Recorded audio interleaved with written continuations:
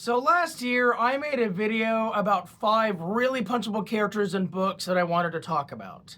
So today, I will finally be making a part 2 and discussing 5 more very punchable characters in books. So let's get right into this.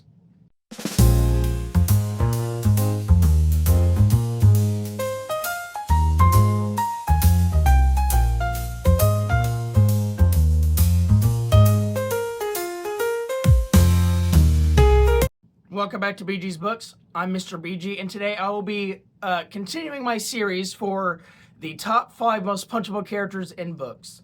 So like I just said, I did the first part of this video last year where I had 5 characters from different books, and I kind of discussed why they were punchable and why they were unlikable and stuff. And so I wanted to make a part 2 for a little bit, but I couldn't really find a lot of other characters. But now I have.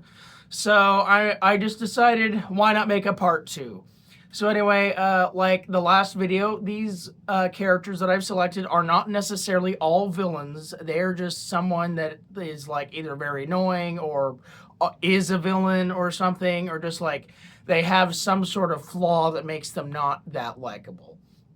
So yeah, just like last video, anyway, I have 5 brand new picks for you all, and I think you might agree with me. Anyway, yeah, let's get right into this list. Alright, and so the first character I have to show you today at the number 5 spot is Veruca Salt from Charlie and the Chocolate Factory. And so Charlie and the Chocolate Factory is basically all about how Charlie is the only good child and then the other 4 are just kind of monsters.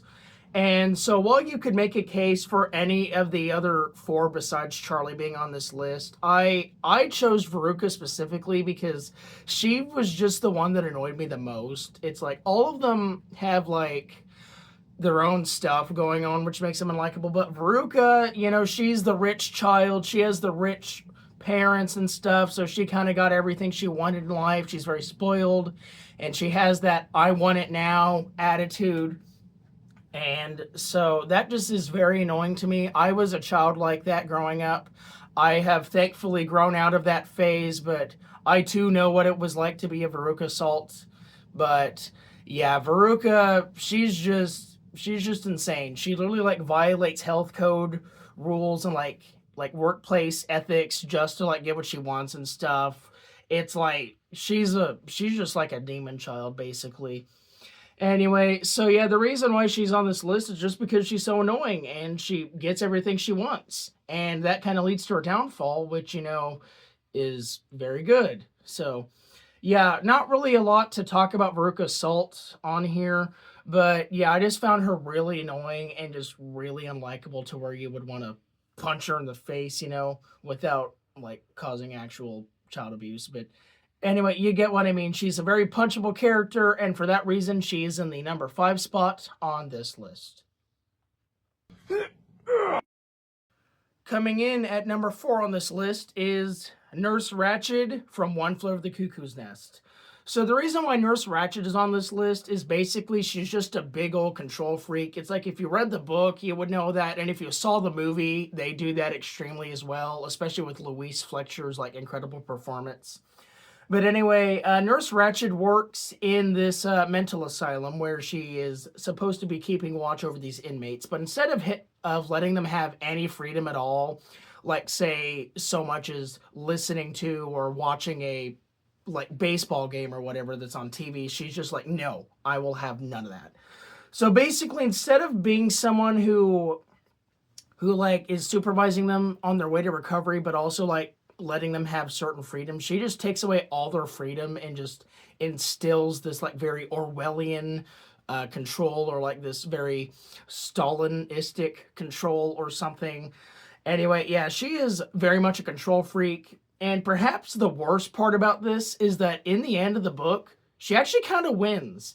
So yeah, the main character, Randall McMurphy, is just kind of trying to overrule her, and she actually does like win at the end. She lobotomizes him, makes him stop all of his ways, and yeah, so that's kind of what makes her so punchable, is that not only is she just like someone you really don't like, but she also wins, which is just, you know, the worst feeling ever. But anyway, yeah, the book is incredible. And Nurse Ratched is an amazing villain, but she's just so punchable that it's just not even funny.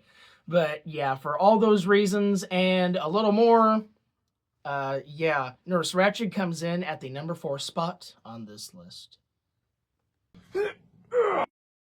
Alrighty, and coming in at the number 3 spot on this list is Chris Hargensen from Carrie. So Chris Hargensen, also known as Christine Hargensen, is the main bully girl of Carrie. I wouldn't really say she's the main villain. I would say that goes more to Margaret White.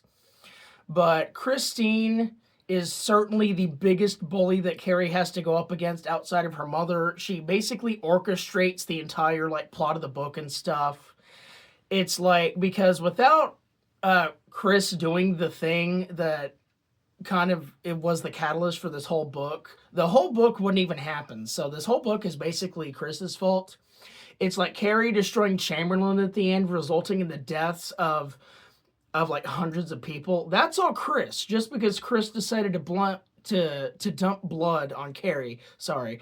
And then also teasing her for the shower incident in the first place. So Chris Hargensen is basically the reason why about 90% of the stuff in this book happens. The other 10% is Margaret White or Sue Snell or something.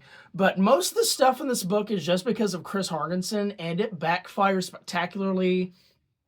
I mean, Chris dies, her boyfriend dies, a lot of people in Chamberlain die. Chamberlain itself just gets destroyed. Spoilers, by the way. I'm sorry, but you kind of had to know that was coming. Anyway, so yeah, most of the stuff in this book just happened because of Chris, and because Carrie is my favorite literary character ever. Anytime that someone goes up against her, like Chris, for example, I just want to kind of, punch him and teach him a lesson. There's a lot of characters like that in this book, as I said, like the other bullies and Margaret White, but Chris is just the ringleader of all the bullies in the high school. She's just the worst of them. And another one you could consider is Billy Nolan, but he's more the muscle behind the plan, and then Chris is the actual brain, although Billy is a bit of a brain himself, but Chris is definitely more the brain, and then Billy's more the muscle. But anyway, so yeah, Chris caused basically Chamberlain's downfall, and yeah, this entire book is basically all her fault. So yeah, for that reason, but not enough to where she is not number 2 or number 1. She is the number 3 spot on this list.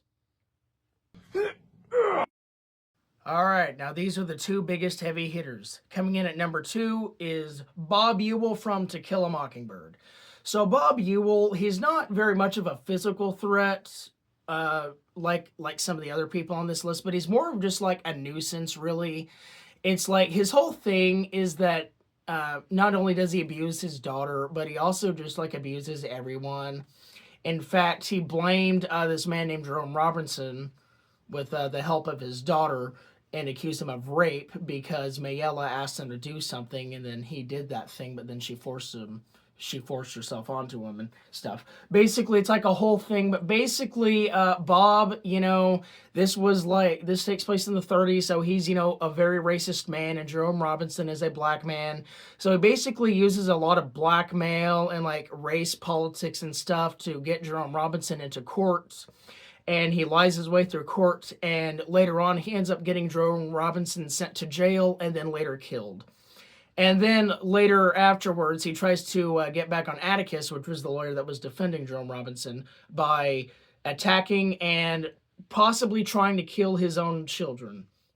Well, Atticus's children. So basically, this guy is just bad news. He is very racist, and I do not like racism at all. That is a very terrible thing to do. So yeah, Bob Ewell, even though he may not be much of a physical threat, he certainly is very psychologically abusive and manipulative. And for that reason, he's very punchable. And so, yeah, for that reason, he is the number 2 spot on this list. All right, we've reached the number 1 spot. The absolute worst of the worst on this list in particular is Henry Bowers from It. So It has certainly a lot of choices for a most punchable character. There's, of course, Beverly's dad. There's Pennywise itself, It. And then there's a lot of the bully characters, but I will be specifically focusing on Henry Bowers because he's just kind of the worst of them. And he is the head bully of his group, similar to Chris Hargensen from Carrie, but he's also very much racist as well as like abusive and stuff, like Mr. Bob Ewell from To Kill a Mockingbird.